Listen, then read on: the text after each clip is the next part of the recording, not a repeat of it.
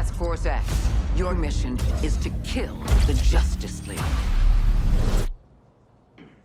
God help us. How is everybody doing today? And welcome back to the channel. We're here to discuss more on Suicide Squad Kill the Justice League and why everyone is so amped up and going crazy over the story that is being produced within this game. And how a lot of people are not okay with it being a live service, with not being okay with killing off the Justice League one by one, when we really didn't get games to set up the Justice League to get to a part with, killing them, especially having the Suicide Squad be the ones to kill them off. But what if I were to tell you that the Justice League that we are fighting within the Suicide Squad, Kill the Justice League, long title, what if they are actually clones that we are fighting? Yes, clones. Clones of the Justice League created by Brainiac himself, creating synthetic clones and preserving the originals in-house untouched. Because if we know, Brainiac is a well-known person, collector, as I should say, who likes to collect, preserve, and research species, cultures, planets, races, etc., and have them as his own collection. He is also known for cloning, and I'll give you my reasons for it. If you guys remember that IGN released the Chapter 3 part of the Suicide Squad Kill the Justice League, where you got to show off the boss fight with Flash. And if you didn't notice when looking in the cutscenes for Flash when he is already corrupted and turned to evil, that he himself, Barry Allen, actually still has his finger from when it got cut off. As you can see, he still has his finger on the left hand. And if you guys don't remember, the Flash was captured by the Suicide Squad, for people who played the alpha, around chapter 2-ish, around run to 2-ish, when we captured a wounded Flash. By the time when we actually got to meet Batman for the first time within chapter 2, if you guys don't remember, Boomerang snuck Flash over to a little wall to have like a little villainous talk with him one-on-one. If you don't remember, he cut off his finger. And literally just cut it off. It was by accident. And he left it on the ground. He wounded Flash even saved him, and then Batman pretty much just beat the fucking living shit out of him on the ground, knocked him out, then took him. And then yet he comes back and he has a whole finger back already? Now, if you guys don't remember, DC has done something similar with this in many iterations of different comic books and storylines. There's two that they have done this. It's similar to the Lego Batman 3 story with like more of a PG aspect to it, where the Justice League members were being controlled by Brainiac, and eventually that the regular side heroes and villains had to break the control, and they ended up teaming together, both the heroes and the villains both teaming up to take down Brainiac, and which could be similar to this in the Suicide Squad, but more of a rated R version.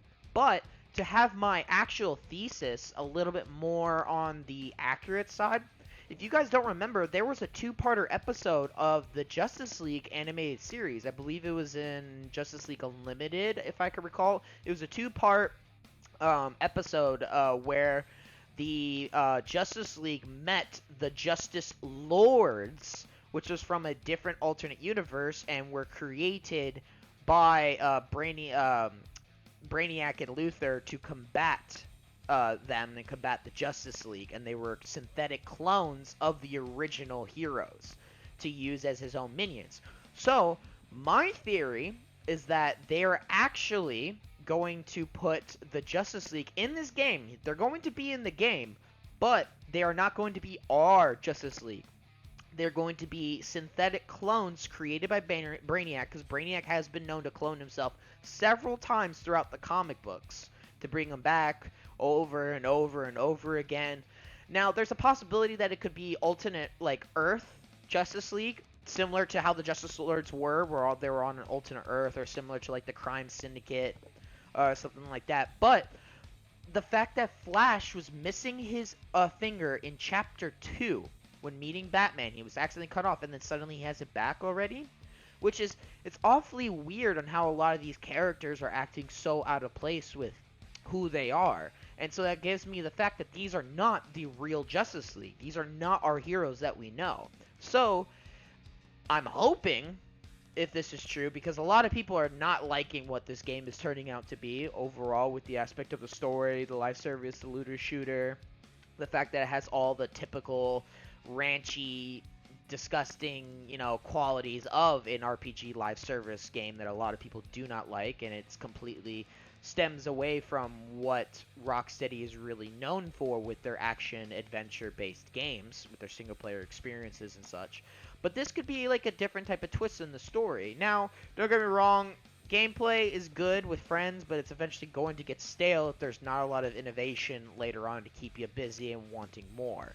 Thus, that's why I also believe that Brainiac, which they showed in one of the Arkham Insiders, that a lot of Brainiac's little men, his little goons, have infused power-ups from the actual heroes, such as Flash, Superman, Green Lantern. They're all amplified, thus giving them a better edge against the Suicide Squad or the other heroes, whoever is fighting within the Battle of Metropolis. But overall, they're literally taking pages from the Justice League Unlimited TV show, from the two-parter with the Justice Lords. So this would give a perfect excuse for us to be able to kill off the Justice League one by one, Flash, Green Lantern, Batman, Superman, then get towards Brainiac, and then eventually breaking them free. They're probably stuck in Brainiac's ship, probably under cryostasis or something, because he doesn't kill off rare collections. He collects them, he keeps them. He doesn't want to kill them off, because it just ruins the whole point of Brainiac's MO, where he's a man that steals fucking possessions and keeps them for his, inevitable future. That's literally what Brainiac does. And so that's why I'm theorizing that the Justice League that is in this game, the people that we are fighting, are not our Justice League, and it's just synthetic clones created from the original group and used as his combative warriors to take over Earth. And that makes more sense when Flash was given the lasso of truth on Wonder Woman. Wonder Woman asked her, what do I have to do to stop all this? And Flash was literally telling her the truth. You have to kill us, Diana, in order to save the world. Thus giving the emphasis of killing off, if you kill off the clones, you'll be able to have a chance of breaking the control from Brainiac, and thus releasing the original team. And thus you can probably have it at the end of the game to where the Suicide Squad teams up with the Justice League, and you have like a big old team up at the end going up against Brainiac in one big epic, show-out blowout. And it just makes more sense, I'm hoping Rocksteady does something like this. I would really love them to dwell deeper into the aspect of it, and it would possibly actually help a lot of the issues that a lot of people have with the overall status of the story, where a lot of people have a problem with just killing off all of our famous heroes, including the late Kevin Conroy, and it probably would do justice to the story. But I don't know, what do you guys think? Leave it in the comments below of what you guys think. Do you guys think they're clones or not? Let me know. Other than that, guys, keep it right, keep it tight, and I'll see you guys on the next one. Later!